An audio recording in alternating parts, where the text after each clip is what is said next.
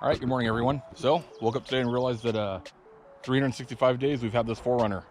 Kind of wanted to do a video just to go over what we've found, what we like, what we don't like, and more so what we've done to it in the last year. So,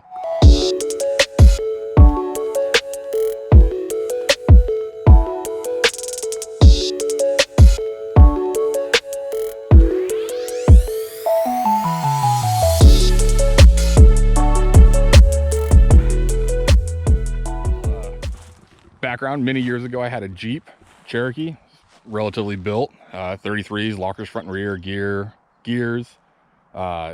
Really enjoyed that rig. It was fun. Went away from that, had a couple of full-size trucks, full-size half-ton trucks since then. Really enjoyed them. Really enjoyed my last one, but wanted more, wanted something to go play with a little bit more. So kind of a weird situation. We were at Smith Rock last summer and there was a cement TRD Pro in the parking lot. And for some reason, seeing that just made me want one even more. So started shopping and ended up with this. So first thing I did, window tint. Had to have it. I've always had everything.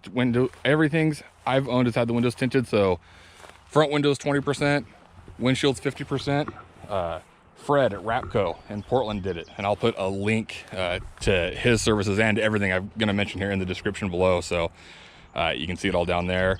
Also had him recently do the very back window with another layer of 20% over the factory tint. Just helps cut down on any headlights behind me. Also want to throw out that this rig, while I'd love for it to be big and loaded down with bumpers and gear and armor and everything, it's a daily driver. I mean, I put 20,000 miles a year on it just driving to work and back and around for work. So got to be a little more practical than I guess not. So it is what it is. I'm still enjoying it. So anyways, after the tint was done, took it up to Seattle, did a quick trip with the wife, had a good time. Realized really quick that needed headlights done because it just was not bright enough. So did the Xenon Depot Extreme HIDs and went ahead and did the Baja Designs fogs. They're the Squadrons, they're the combo in amber, so they got driving and wide beam pattern on them, or spot and wide beam. Then it came time, of course, we were going to lift it. Did lots of shopping, did lots of looking around, reading, and came up with the TRD Pro FJ kit. A lot of talk about it online. A lot of people were really enjoying it, and with them discontinuing it, the discounts made it really hard to not buy it. So between that, some spacers up front, some Wheeler's off-road springs in the back to give a little more lift, we ended up with just over 2 inches up front and I think just over an inch in the rear, which worked out about perfect. I don't know if that'll show up at all, but worked out good. Of course, then wheels and tires. Discount Tire took care of us. Level 8 MK6 wheels with Falcon Wild Peaks. I've been really happy with these tires. They've got 24,000 miles on them. Still look great. They've treated me well. They roll great. Quiet on the road, and they've done good off-road. One of the next things it did, kind of a minor thing, but needed a cell phone mount, so I went to RAM mounts. It has since been changed to a tablet, but did a RAM mount, bolted to the bezel, and then eventually switched to a 67 Designs mount. Again, all stuff is going to be linked in the description, and there's videos on some of it. Okay, and one of the little cosmetic things I did while waiting for time to put the lift on was the Knox Lux overlays, just to black out the emblems. Worked good. I believe I found them on eBay, actually. For some reason, the TRD off-road ones were hard to find, so found a kit on there. Worked out great. Took all of 10 minutes to install them, and then from there, so I had the factory gray rails. I went ahead and painted them black, and then did the LFD crossbars, which worked great. It was a great product. Really enjoyed it. Ran them for quite a while before getting the Prinsu, which we'll get onto that.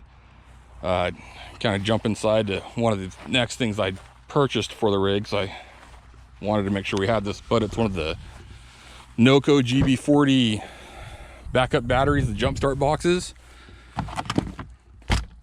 So So this guy, I haven't used it on the 4Runner because it hasn't had a dead battery, knock on wood, but I've jump started a few other people's rigs with it, and it's worked. Interesting enough, the first thing it ever jump started was a Prius, so go figure. After that, we did a kind of a first shakedown run. We had to run to Central Oregon, or to Dufur, Oregon. Took some back roads, used Gaia GPS, kind of found a neat back way to go. Worked out really good. I was really impressed with the suspension at that point in time. I was a little shocked. Had a good time. Visited the Charles Nelson house in Dufur, which, kind of going off topic, it's a historic house, considered by many to be one of the most photographed houses in Oregon. For those who don't know, I do a bit of photography, so I'd photographed it years ago, and it had actually just burned down in the substation fire. So wanted to go check that out. Again, camped out for the night. Everything was good. That was a good weekend. Then one of the next things I did was the Ant-Man independent fog light mod. Very simple. There's write-ups online. Again, I'll link them in the description, but cut a couple wires under the dash, make a few changes, and now I can run my fog lights on anytime the key's on. So I don't have to have the headlights on. I can have my high beams on and the fog lights stay on. Worked really good. At that same time, I also did, if you can see it, the USB plug-in in the dash in that little empty pocket there. And I use that just to power the tablet. And sometimes if we need an extra USB, I can plug in there and plug in a phone or whatever we have. One of the things we did at the same time is I got these X-Bull traction boards, recovery boards. These have been great. They're inexpensive compared to some others and work just, I want to say, as good, if not, I don't know about better, but as good anyways, for a fraction of the price. So got those up there. Back inside, also did some organization up front. For those who aren't familiar, the Salix organizers. That's the dash cam, but these guys, there's a divider down there, kind of help organize this compartment because there's so much room in there, and just it's kind of a black hole of nothing if you don't organize it. So those will work good. Keep some miscellaneous stuff in there. Also wired up the 12-volt plug in there to be full-time power instead of just ignition, so I can always charge my phone, or we can leave phones and charge them, what have you, with the key off. Works good. We can run into the store, run in for dinner, and just leave things plugged in. After that, we did a trip to a remote lake in the Mount Hood National Forest. It was pretty fun, a lake I'd never been to. Lake that you can't really get to easily without four-wheel drive. It's nothing extreme, but it's an unmaintained, pretty rough road. I think that might have been the first time that we had to use four-wheel drive for anything, but it was a good trip. Again, found it with Gaia GPS, kind of routed away there, routed a way out that was not just the way we came, to kind of explore the area a little bit more, and it was a really good day. It was fun. It was gorgeous up there.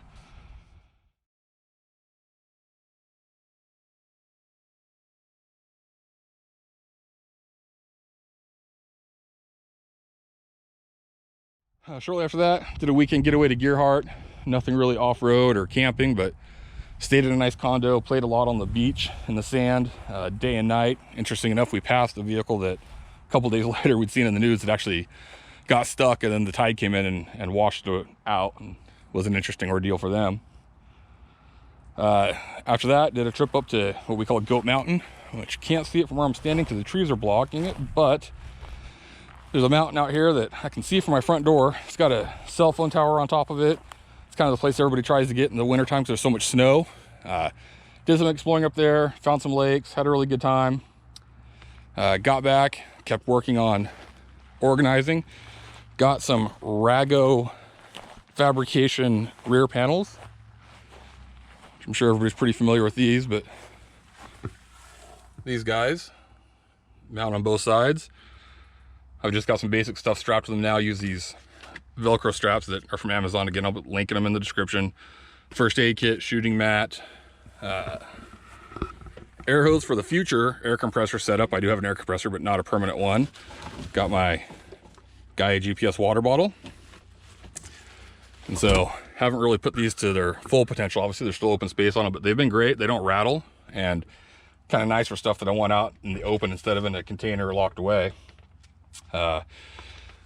Once I got those installed, did a weekend trip to Central Oregon with some friends, did some shooting, got my first hits at a mile, so that was kind of fun. Camped out for the night. It was just good times. After that, it's time to do the high beams. So Xenon Depot did so well with the low beams. And actually I got the Baja designs from them too. Went to them for the high beam because they just came out with their new daytime running light driver. So the high beams are LED, and instead of flickering or running at full power with the daytime running lights, they actually run at, I believe, 20% power. And they've worked flawlessly. They've been really good. I actually really like them. One of the other things, don't really have any way to show you because it's not something we can pull out, but the Carista adapter. It's an OBD2 plug, links Bluetooth to your phone, so you can change some settings. I think I changed windows down with the remote and took away the seatbelt chime. You can use it for diagnostics. I keep it in there so if by chance I have a code or something pop up, I can use it to clear that code or see what the code is. Also, another thing, if we jump back inside here,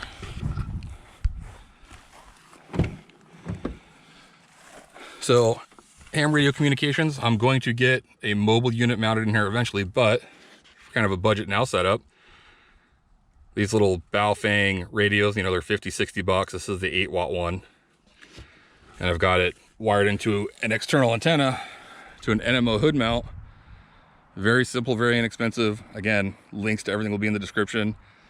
With radio antenna mount is well under $100. And that mount just set screws onto the hood. No holes to drill, cable super easy to run.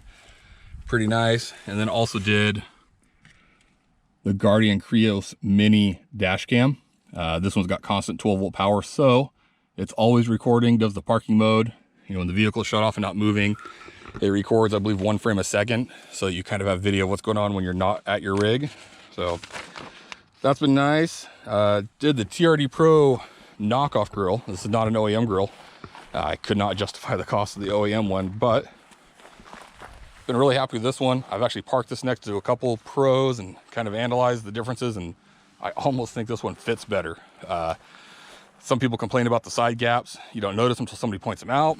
Looking at factory ones, everyone I've parked next to has more of a gap than this. So this aftermarket grill actually appears to fit better, in my opinion. Even if it doesn't, it's so minimally different that for the savings, it's a fraction of the price. I would definitely go this way again. From there, go to the rack. So, Prinsu full length, no drill rack. I actually had this in my barn for about 3 months before getting around to installing it. Just it was so busy, so got it up there. Everybody knows about the Prinsu racks, but I've been super happy with it. Interesting enough, I have to double check my numbers, but about the time I installed this rack, my gas mileage went up by just a hair, but it's been averaging better. Also, extreme LED. Oh, I believe that's the 38-inch X6 light bar, not the slim. So got that up there. I have not wired it yet. I'm still trying to figure out how I want to do it, what switch system I want to use exactly, and honestly just haven't had the time. So summertime, it's been light until almost 10 o'clock at night, so it's not been a concern, but we'll lose the summer here soon in Oregon, and that'll be on the priority list to get figured out. Just the other day, actually I guess 6 weeks ago, installed the scrub blade wipers. But just the other day, finally put together the review video on them. And that's posted. I'll throw the links to that in the description below. Plano rifle case, common mod. It wasn't my idea. I've seen it done many times, but inexpensive case from Amazon. Plano Outdoors makes it. Works good. I've been really happy with it. Keep some basic stuff up there. Actually have an air compressor, a few tools, tarps, blankets. Trying to keep the lighter stuff up there that I don't need as often. But that's worked good. Along the Plano storage lines, just today, took a bunch of the crud out of the back of the 4Runner. I meant to take a before picture of how cluttered it was back here, but didn't do it. But got it all in here. I don't know if it'll show much, but yeah, it's just kind of blankets on top. But there's some tools, gallon of water, oil, just kind of the miscellaneous stuff that was floating around the back. Got that all tucked away, so organized it back here a lot nicer. I think, I don't know, I've been pretty happy with that case just in packing it. It fits so nice. I might do a couple more of them. I've seen an article or a forum post where somebody says 3 of these fit perfectly across, and that might be an easier solution than building a shelf cabinet system in the back here, which I'd planned on doing. Again, daily driver duties, hauls groceries a lot, and we're always throwing in random stuff back here, so I didn't know that a shelf would work. I was going to build a kind of a low profile, short, smaller setup. but I might be able to just do a few of these. So that's in the future. We'll figure that one out when the time comes. One of the other things we got the other day, kind of not related to the 4Runner, but got a Gazelle gazebo. It'd be a nice setup just to get out of the sun. Figure it will ride on the roof rack. Gonna check the waterproofing of the bag, but I'm just gonna strap it up there when we need it. Some of the things that kind of just fun stuff, patches, and everybody likes patches on the headliner. I don't think I'm much different. I just got that one up there today. And so aside from that, that's kind of the rig. You know, like I said, it's kind of basic. It's not extreme, but it's worked really well. Really excited to get out and play over the next year with it. Lots of future plans still that I need to figure out. Gonna figure out another fuel storage situation. You know, whether I do a rotopax, which I'm not a fan of yet, or some kind of jerry cans. I do want to keep a couple extra gallons of fuel. Figure out a rear tire carrier. I'm not going to do a bumper. I just don't need it, don't want it, but do want a way to get the tire carrier or a tire carrier so I can get the rear spare tire up there, because this might go bigger tire on the next go around. And that might also play into how I carry fuel. Several upgrades we're looking at, some rear lights or a light bar of some form, rock lights. Gonna do ditch lights. Haven't decided on ditch lights yet, so if anybody has a big bug suggestions, ideas, or what have you, let me know. Kind of just started researching what I want to do on rock lights, or I'm sorry, ditch lights. Never been a big fan of how they looked, but I almost think the function of them would be kind of nice. There's been times where I wished I'd had them on here. Gonna do an awning. Need to pick out an awning and really decide for sure that I want to do an awning. Gonna of course upgrade that ham radio. Gonna do a mobile setup. Got to figure out a shelf box system in the rear. Those Plano cases may work. We'll see. Power distribution, wiring up that light bar and all the rest of the stuff that's going on it. Need to figure out a switch box or how I want to do that exactly, as well as the fusing and whatever under the hood. I'm not a stranger to any of it, just haven't decided how I want to do it on this rig to make it clean and simple. Air compressor, want to do an ARB or something under the hood. I do have a Viair in one of the cases, just in case. I've been a fan of Viair. Those who don't know, I have a mini truck that's bodied and bagged. Viair compressor, and that has ran, shoot, that thing's well over 10 years. That compressor's never let me down. Keeps about 150 pounds in the tank for the suspension, and it's exposed to the elements. So Viair's treating me well, so I'm kind of sticking with them, but also know ARB makes a nice unit that's small and compact. So got to figure that out. Remote start. Every vehicle I've ever owned has had remote start. This one does not have it yet. And I got one more free Toyota Care service. After that, it's on me. I'll start doing my own oil changes and everything, which is, I almost prefer. The free services, I could not use them. So it'll be going to AMSOIL. Love it or hate it, I've used AMSOIL and everything. It's always worked good. But aside from that, it's just getting out and enjoying it for the year. So that's 365 days of mods in one video that's hopefully not too terribly long. Overall, would I say that the 4Runner has been a good purchase? Yeah, I'm not mad at it. You know, some of the big complaints that I was aware of and that I had, you know, coming from a 400 plus horsepower half-ton truck that's like a little sports car. Yeah, it's underpowered, but it's not so underpowered that it's unbearable. You know, it gets out of its own way and never has a problem doing the speed limit anywhere. So it's fine. It's enough. It's just not a hot rod by any means.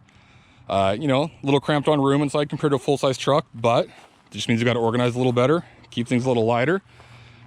So yeah, you know, I've been getting 19 gallons per mile, 19 miles to the gallon, if not better. So it's okay on fuel. And it's just a kick in the pants to drive. I enjoy going out in it and running around. So that's that. That's my 365 days of 4Runner ownership and mods. And like I said, links to everything in the description below. If you have any questions, comments, concerns, please comment below. Let me know. So again, thanks for watching, and we'll see you next year.